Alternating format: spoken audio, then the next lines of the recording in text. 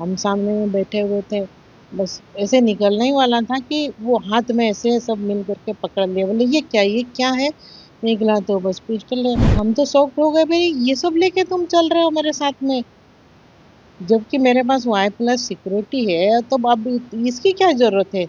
और वो भी इलीगल था, इलीगल हथियार लेकर के मेरे पास चला बैठा हुआ इतने घंटे से, तो वो तो कहीं भी कुछ भी कर सकता था। तो क्या वो आपको गोली मारने के लिए बंदूक निकाल रहा था? मारने के लिए निकाल रहा था वो। अगर अगर बाय चांस वो अगर देखते नहीं, मतलब कि वो अपनी सही तरह से निकाल के क्योंकि पूरा लोडेड था, गोली तो था उसमें, 7 गोली था, वो तो पूरा चला देता।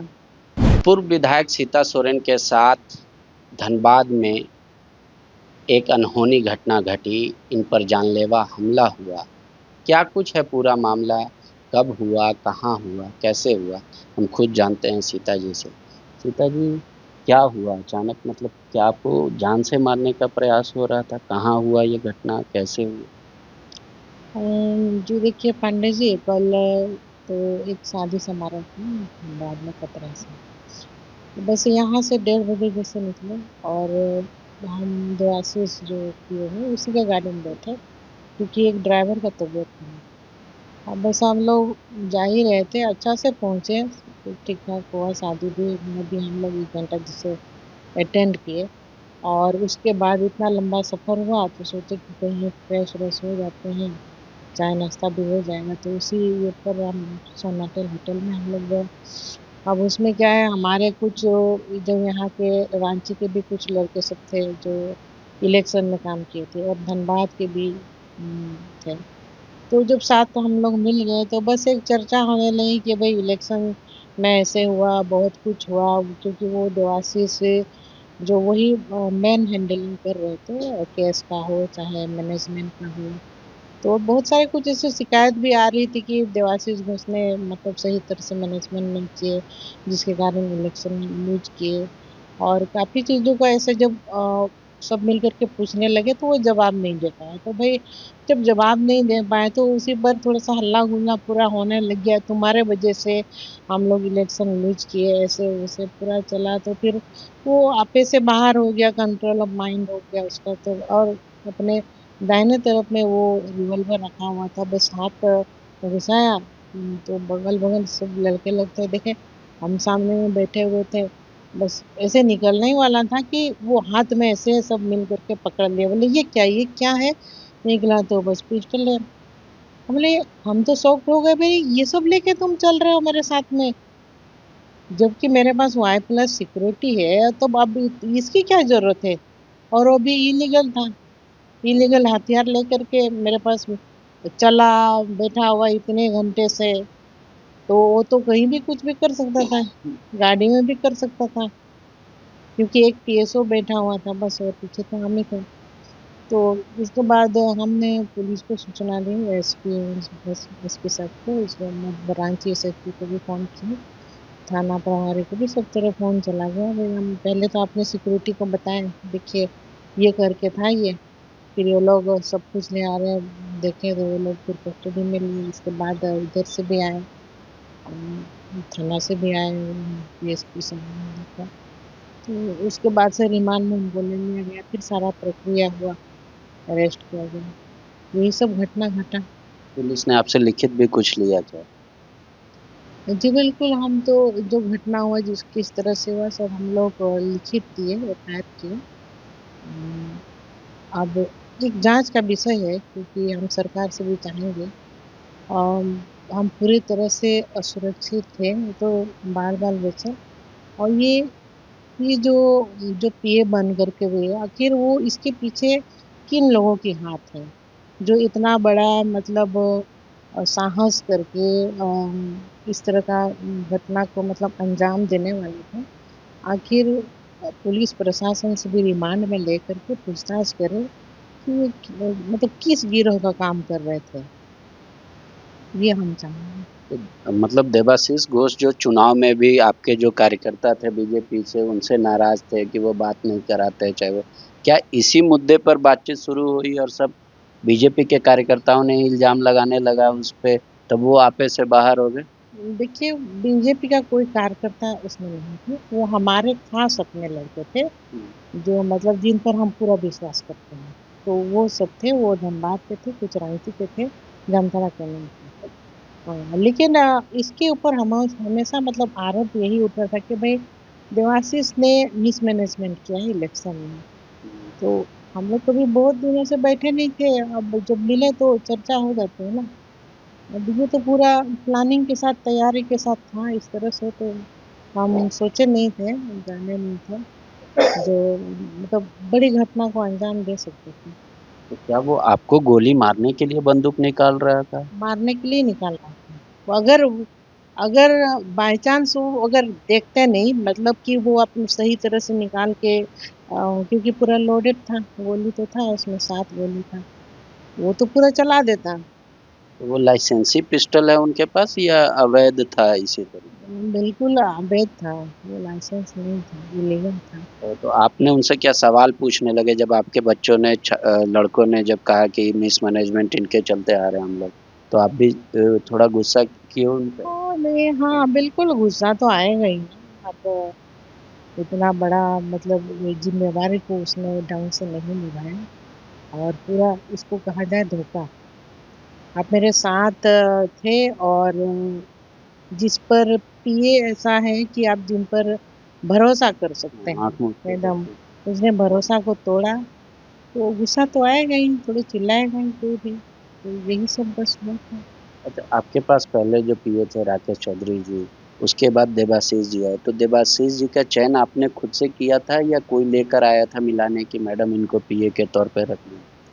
देखिए, ऐसा ये सिचुएशन बना क्योंकि वो पहले डीएसएस में थे, दुर्गा शरण सेना को देख रहे थे, उसी में संगठन में थे।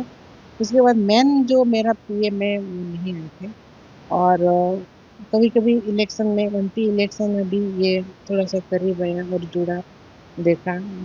उस समय राकेश चौधरी देख रहे थे, सेम राकेश चौधरी ने भी वही किया जो यहाँ हुआ। तो उस समय सारी चीजों को ये वॉच कर रहा था, एमपी इलेक्शन में जो चल रहा था। अब राकेश चौधरी को भी इसीलिए ही मैंने निकाल दिया, वो भी सेम इसी तरह मिसमैनेजमेंट किए थे। तब उसको हमने इलेक्शन के बाद निकाल दिया, तो ऑटोमेटिकली फिर ये फ्रॉड कराया। तो बस हमें चलो चल रहा था, चल रहा था। अब ऐसा में तुरंत तो इसके बाद वो इलेक्शन बीता, इसके बाद ये इलेक्शन कुछ दिन में आ गया। तो आपको अब क्या लग रहा है कि कोई मतलब जानबूझ के आपके पीए ने षड्यंत्र के तहत ये सब किया, या मतलब उनका लोभ लालच व्यक्तिगत ऐसा था कि वो धोखेबाजी कर गए, या फिर वो चाहते ही थे कि आप चुनाव हार जाए?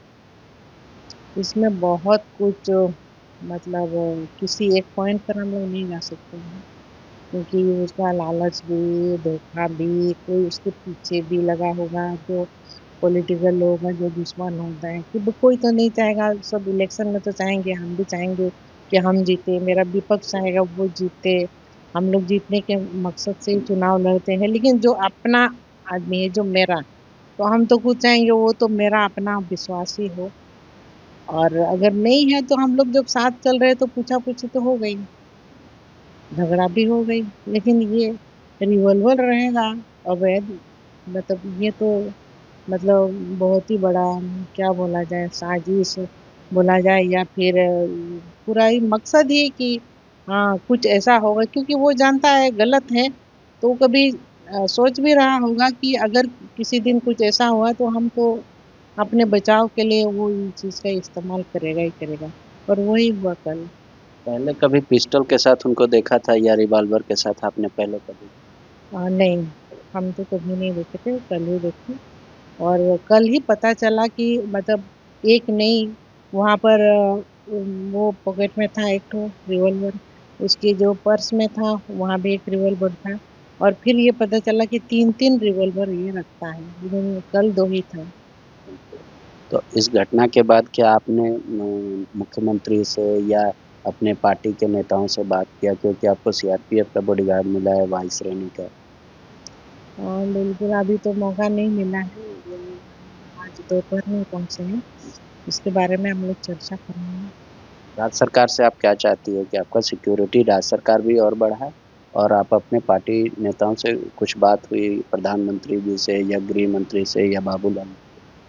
देखिए वही हम बोले इस पर हम लोग गहन चर्चा करेंगे कि भाई जब मतलब ये नहीं कह सकते कि हमारे साथ रहने वाले भी अब वो किसी दूसरे के साथ जुड़ा हुआ मतलब रह रहा है और रिवॉल्वर तक रख रहा है, तो ये तो मतलब कभी भी जो सुरक्षा में चूक हो सकती है, तो गंभीर विषय है। तो इस पर राज्य सरकार से भी हम चाहेंगे कि मेरी सुरक्षा को ध्यान में रखा जाए और केंद्र सरकार से भी बात करेंगे, हम लोग अपनी पार्टी में भी बात करेंगे कि सुरक्षा बढ़ाने के संबंध में। एक आखिरी सवाल मैडम, चूँकि आपकी दोनों पुत्री भी दुर्गा सोरेन सेना जो संगठन है उसका काम करती हैं, दूर-दूर जाती है, चुनाव में भी उनके साथ बदतमीज़ी की गई। आप भी अकेले कई जगह जाती है, कभी चतरा, कभी धनबाद, कभी दुमका। तो अब आपके मन में क्या आशंका या डर या भय है? या मतलब आपको क्या लग रहा है अभी? कैसा सिक्योरिटी होना चाहिए? क्या कुछ होना? वो देखिए पांडे जी, सिक्योरिटी तो आप बढ़नी चाहिए क्योंकि अब कभी भी दुश्मन को जो है कि कमज़ोर हम नहीं समझ सकते और जब इस तरह का वारदात हो चुकी है तो मेरी भी जो 2 बेटी हैं वो संगठन चलाती है और अब चुनाव में भी देखें किस तरह की एक बेटी है, महिलाएँ हैं, तो महिलाएँ किस तरह से असुरक्षित रह रही है राज्य में भी, कहीं भी देखा जाए तो। लेकिन जब हमारी बात आती है तो अ, महिलाएँ की बात आप कल देखिए अंतर्राष्ट्रीय महिला दिवस भी है। किस तरह से बेटियाँ सुरक्षित रहें, महिलाएँ सुरक्षित रहें राज्य में। तो जब हम ही सुरक्षित नहीं हैं, तो फिर अब हम बाकी जो महिलाओं के लिए जो आवाज़ उठाने वाले हैं, वही सुरक्षित नहीं है, तो फिर तो हमारी सुरक्षा कैसे हो, वो सबसे पहले प्राथमिकता है। और जो जामताड़ा इलेक्शन में सबने देख चुका है, जो चुनाव हारने के बाद किस तरह से होती हैं बेटियों की डर लग रहा है आपको? नहीं, नहीं, बिल्कुल नहीं, डर नहीं लगती है क्योंकि हम तो बहुत चुनौतियों का सामना किए हैं। अब मतलब सुरक्षा में चूक नहीं होनी चाहिए, इसका ध्यान सबको रखना तो है। अभी कुछ दिनों तक क्या बेटियों को आप जाने देंगे? अकेले से इजाज़त देंगे? जैसे वो पहले काम करती थी वैसे ही करने देंगे? देखिए काम तो करना ही होगा, डर से तो कोई घर में नहीं बैठ सकता है ना, हर किसी को बाहर निकलना ही है लेकिन सुरक्षा व्यवस्था को पूरी तरह से मतलब मजबूत करके। शुक्रिया। तो मैडम के साथ अनहोनी हो गई। इनका दावा है कि जान से मारने की ही नीयत से इनके जो पूर्व पीए हैं, मतलब देवाशीष घोष जो अभी तक थे, उन्होंने पिस्टल निकाला, वो भी इलीगल था, बिना आर्म्स के था। चूँकि उनसे सवाल जवाब हो रहा था कि चुनाव में ने तुमने जानबूझकर मिसमैनेजमेंट किया। मैडम की इच्छा है कि दोनों विषयों की जाँच हो कि क्या वो उसने जानबूझकर मिसमैनेजमेंट चुनाव में किया और क्यों वो हथियार लेकर चल रहा था। क्या वाक़ई में मारने का नियत था या कोई और भी ख़्याल था उसके साथ? फ़िलहाल अपनी दोनों बच्चियों को लेकर, खुद की सुरक्षा को लेकर काफ़ी चिंतित हैं। राज्य सरकार से सुरक्षा और बढ़ाने की माँग कर रहे हैं, कहीं ज़रूरत पड़ी तो प्रधानमंत्री और गृह मंत्री से भी बात होगा। शुक्रिया। गोल, जहां 27 वर्षों के सफर में 17,000 से भी अधिक छात्रों ने डॉक्टर एवं इंजीनियर बनकर भरे सफलता की ऊंची उड़ान, जहां साधारण छात्र भी झारखंड टॉपर्स बनकर बना रहे इतिहास। दूरदर्शी शिक्षाविद श्री विपिन सिंह के मार्गदर्शन में मेडिकल एवं इंजीनियरिंग के लाखों छात्रों के लिए आशा की किरण के रूप में गोल, नेशंस लीडिंग इंस्टीट्यूट। बायोम सिर्फ मेडिकल प्रिपरेशन का संस्थान। बायोम से लगातार दूसरी बार नीट यूजी में 700 मार्क्स पार। 10th पास स्टूडेंट्स के लिए फाउंडेशन कोर्स, 11th पास स्टूडेंट्स के लिए फ्रेशर कोर्स और 12th पास स्टूडेंट्स के लिए टारगेट कोर्स 17 अप्रैल से शुरू हो रहे हैं। कॉल 7360066190 और visit Biome, circular road near women's college and Hinoo, Ranchi. thefollowup.in. Like, share, and subscribe. www.thefollowup.in